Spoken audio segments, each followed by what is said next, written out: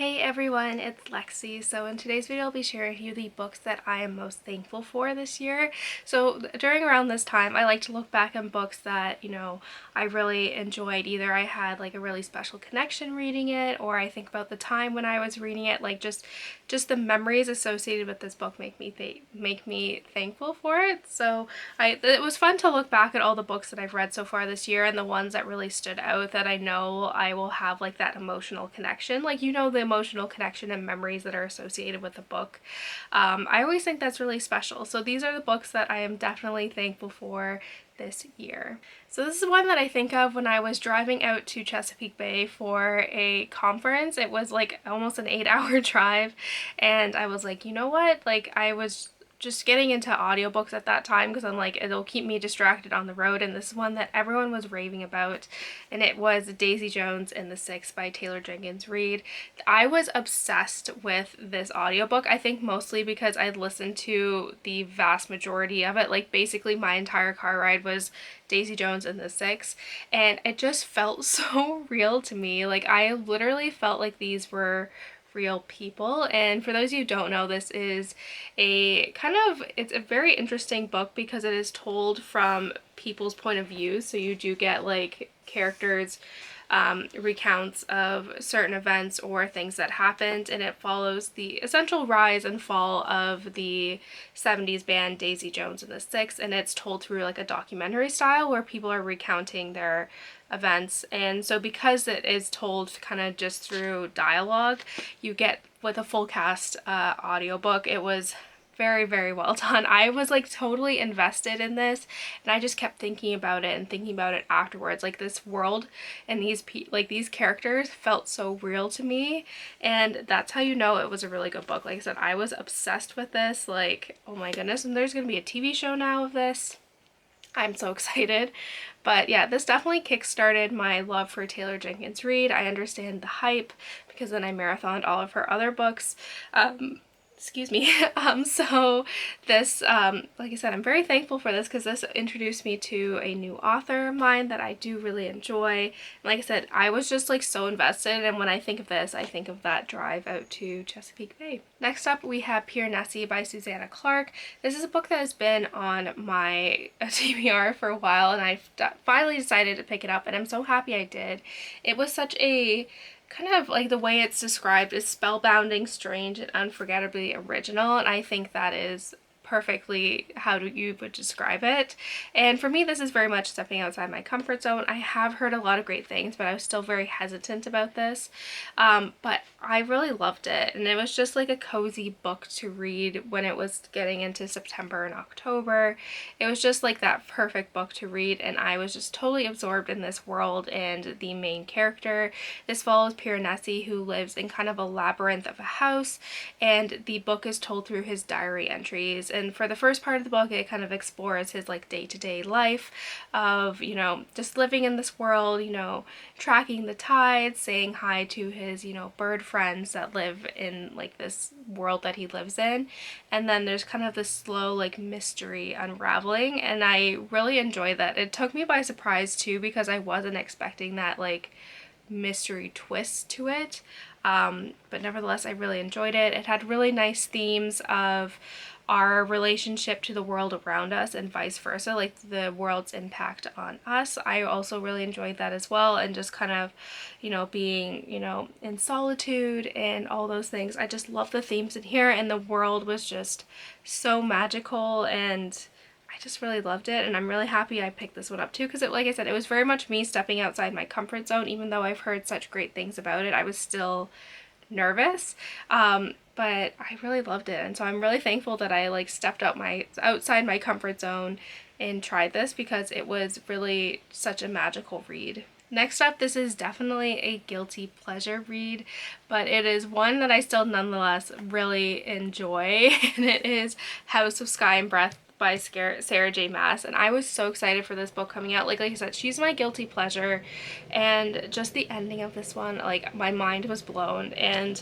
what I really like about this too is that my friend, when we were doing our masters together, I was reading, I think it must have been like Empire or Storms or something, and she's like, oh, what are you reading? And I'm like, oh, it's like the Throne of Glass series by Sarah J Maas, but I like her Court of Thorns of Roses series better. And that has, you know, been a part of our friendship forever now, and we still have like our book clubs where we read books together, and this was one of them. So I'm really thankful that these books kind of brought us together when we were just starting out to be friends, and even now when we live on opposite sides of the country, we're still able to, you know, maintain our friendship and read these books together, which I really enjoy. I'm always thankful for this like author in particular for kind of, you know, sparking that. But this was a book I was so obsessed with. It is very big, but I like marathon through it. Like, I was reading 100 pages a day, which for me is a lot.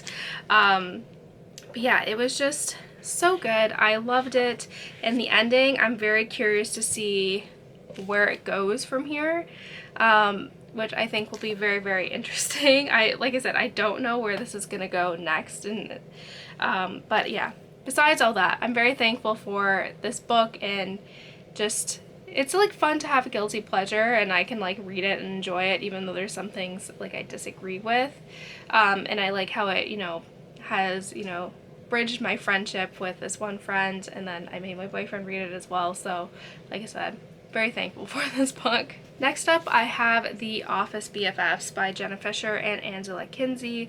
I'm a big Office fan, and I do love their podcast, so when I heard that they had a book coming out, I was really excited. And this is one that I listened to via audiobook, and I think that is definitely the way to do it, because they actually get very emotional talking about these like people that they worked with for 9 years, and you can definitely hear the emotion. Like, they do start like getting teary-eyed, and you can like hear that, which I really enjoy. And the book too also has like good like behind the scenes little tidbits in here, but it just made me really happy reading this, and I'm really thankful that I did, because like The Office, like I said, is one of my favorite TV shows, and just kind of hearing about the behind the scenes stuff I really enjoyed. But it also talks about their like journey in terms of learning like kind of post office life, how to kind of stand up for yourself and like advocate for yourself, and, you know, explain what you need, like basically demanding what you deserve in the workplace, which I really enjoyed reading about, because I think that is still something that I struggle with. Like, I always like just want to be like, don't cause problems in the background, but, you know, really advocating for yourself because no one else will. I liked how they integrated that into this.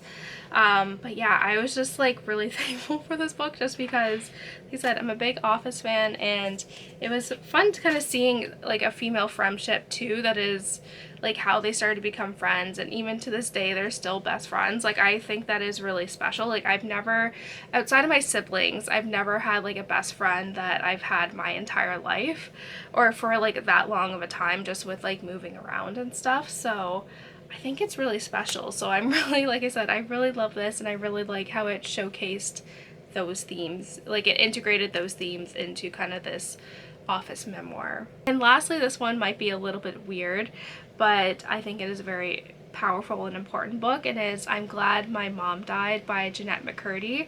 And I was never one who watched like Nickelodeon. We were more of a Disney family, Disney Channel family, but I never realized I knew who she was when I was, you know, like a kid, or like the target demographic for the shows that she was on.